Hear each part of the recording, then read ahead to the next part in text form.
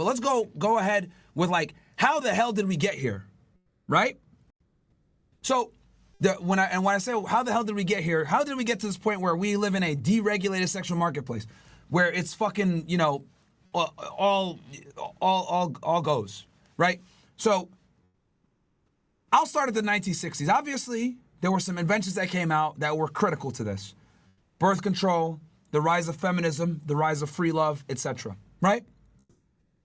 These things came out where people were able to have sex without serious consequences. What are those serious consequences?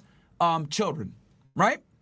So with women being able to have sex with very little consequence, and them pushing for feminism and being educated and getting into the workforce, what ended up happening, guys, was women got the ability to be extremely picky with who they deal with on their terms, right?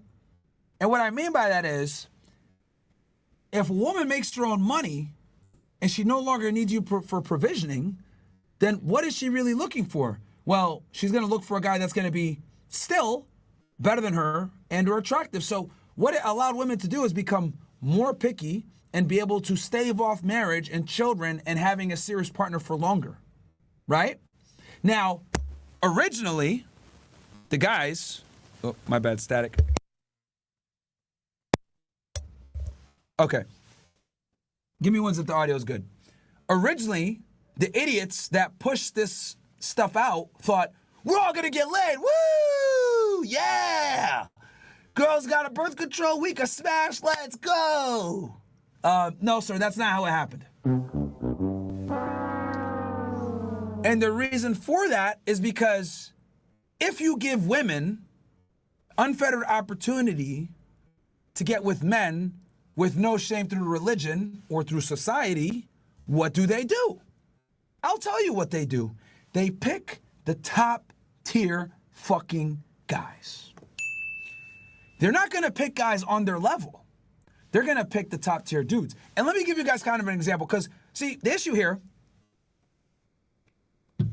I'm in my bag right now. The issue here, a lot of guys look at the way women mate and get pissed off. This is fucked up. They're delusional. This is annoying. What the hell? I can't get a girlfriend. And a lot of guys are frustrated, understandably so. But let's put the shoe on the other foot real quick and let you guys understand where the women are coming from. So let's say, well, we got 5,000 young ninjas in here, right? Let's say you have two bad bitches, two good-looking girlfriends, right? At all times with you. They bang you whenever you want, they cook and clean, they don't give you no headaches, etc. They do everything a woman is supposed to do, all right? But you're in an open relationship. You could go ahead and have a third girlfriend, right? Now, let me ask you a question. If you had these two bad chicks always back at the crib, ready for you at any time, would you tolerate a woman flaking on you? Would you tolerate a woman disrespecting you? Would you tolerate a woman talking back to you when you tell her clear instructions that make sense? Would you tolerate her standing you up? Would you tolerate her, talking shit, hitting you even, right? Abusing you? Would you tolerate any of that? Chat, would you? When you got two bad bitches at home, are you going to sit there and tolerate that fuckery from women? Yes or no? See what y'all ninjas say.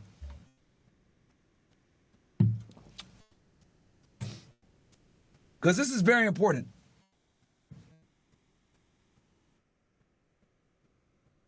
Exactly. Yep. I see a bunch of fucking no's. And the reason why is because you got girls back, right? Like, so you don't need to tolerate no bullshit. Fantastic. Gentlemen, that is exactly how women feel about men now. Like, you guys ask me all the time, yo, Myron, why are girls so flaky? Why are girls so rude? Why do women not respect men? What the fuck is going on here? The reason why, guys, is women make their own money. So since women make their own money, they don't need you. The only way they're gonna deal with you is you need to be superior to them in every single fucking way. Just like you wouldn't tolerate fuckery from a woman if you got two bad bitches at home, they're not gonna tolerate fuckery from you as a man because they make their own money. And on top of that, they have way more latitude in the dating marketplace than you do. A guy like me, right? You call me a celeb, whatever the fuck you want to call me. An average has more options than I do, right?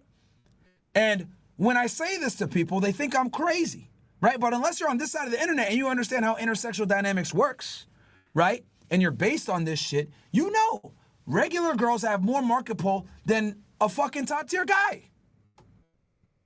That's the truth, right? And that's the issue with a lot of these conservative creators, right? I've been criticized by people from fucking Daily Wire, whether it's Ben Shapiro, dumbass Brett Cooper, any of these people, right? Which, by the way, I told Brett Cooper, I'm going to give her the benefit of the doubt. I'm assuming that she went ahead and made the hit piece because of Ben Shapiro, because he made a similar hit piece literally like a year prior to her, right? And she's like a mini Ben Shapiro, so maybe he put her up to it. So we'll see. Maybe we'll have a talk one day, me and her.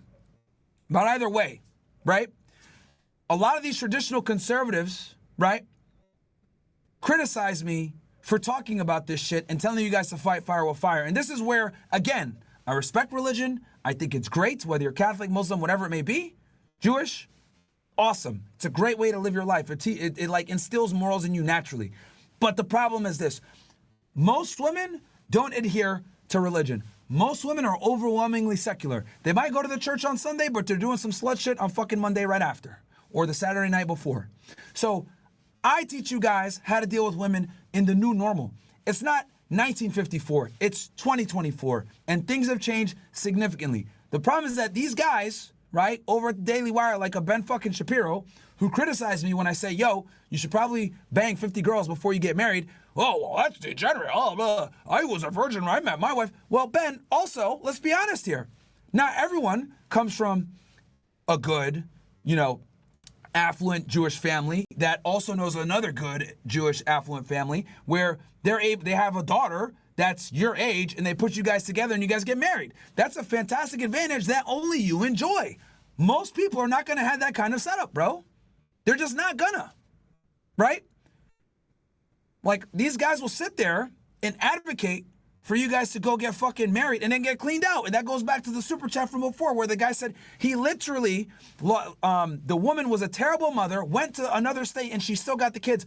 Why? Because the system is set up for you to fail as a man and religion ain't gonna fucking save you. I'm sorry, that's just what it is. So, again, if you're gonna get married, which I believe in marriage, I talked about this on a podcast, which you guys will probably see on Ryan Pineda's thing. I do believe in marriage, but I don't believe in the way that it's done now. I want you guys, if you're going to get married, number one, to have kids, make it worth it. And then number two, make sure that the state isn't involved. Find a way to get married, maybe through the church or something like that, where she's not incentivized to destroy your fucking life. That's my problem with divorce now. Women are incentivized to divorce you. And this is why every time I've ever debated a Tradcon, I absolutely smoke them because they're not aware of this shit. They're just not.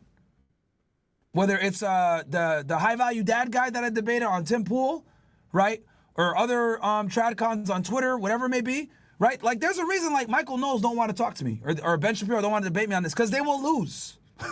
They will absolutely fucking lose. I will take anybody on in the Daily Wire that wants to have this conversation on why being a virgin in 2024 as a man is absolutely detrimental to you and should not be done.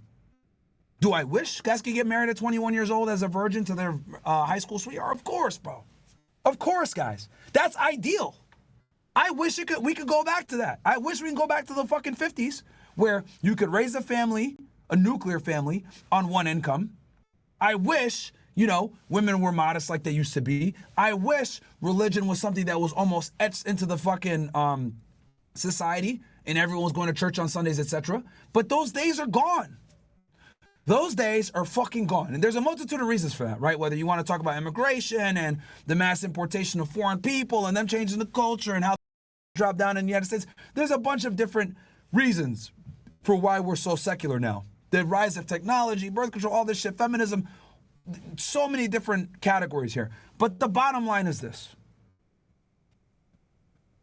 Well, this documentary here is a microcosm of a bigger fucking problem. And that bigger problem is the overall promotion of promiscuity in modern women in the United States. Because They don't get held accountable for it. They don't get ridiculed from it. And it's very profitable. Remember, guys, for every one YouTube channel like mine, where we tell you guys the real on female nature and shit like that, there's hundreds, if not thousands, of simps out there that do the opposite. Right? So, again, this is where we are as a society. And, you know, it's no surprise that women are doing shit like this on camera and willing to destroy their reputation while they do it.